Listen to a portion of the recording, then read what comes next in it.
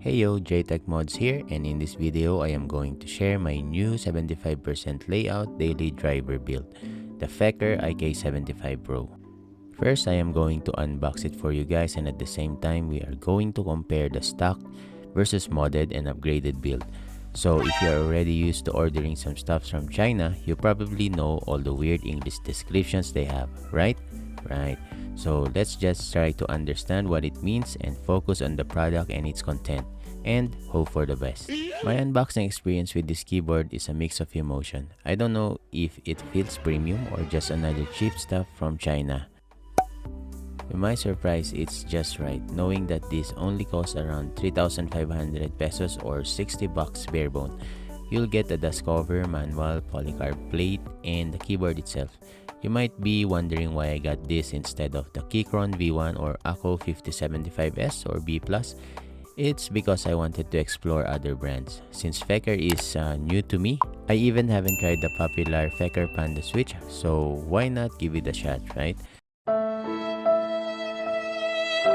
But the thing is, I really like the specs and features on this keyboard, and I'll tell you more about it.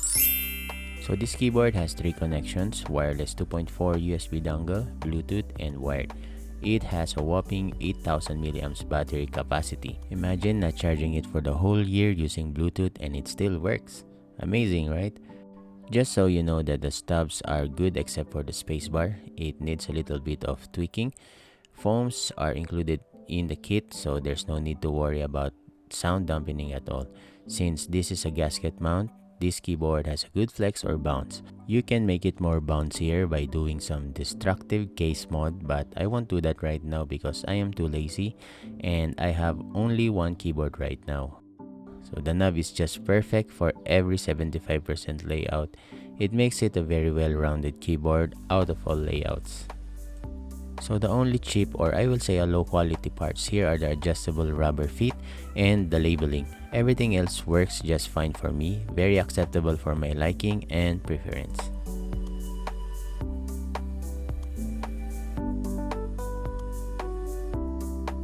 So in this build, I am going to use my banana tactile switches from Aja's 1 Dice Fruit series. These are lube and spring swap to heavier ones from 50 grams to 70 grams. And of course, an XDA clone keycap set called Colorful Keycaps.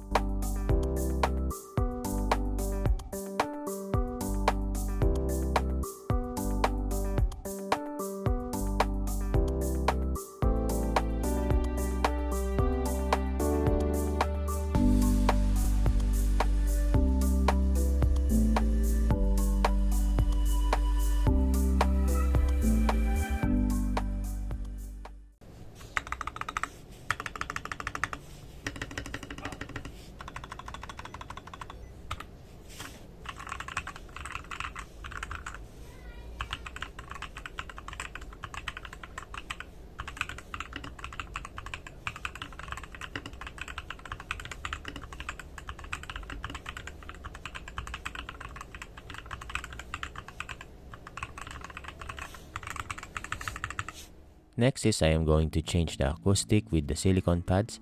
I think these are the best for sound dampening to reduce hollowness and eliminating vibrations and improving feedback.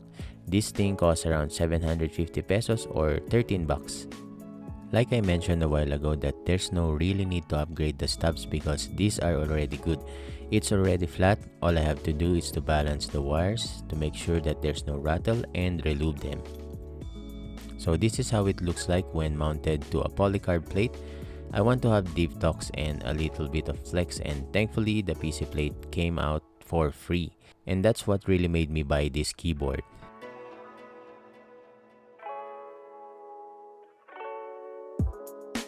Alright, since I will be typing a lot with this keyboard, a flex or bounce is a must for me. Combining it with a good sounding talks, then this keyboard is the one I want to work with for a long time.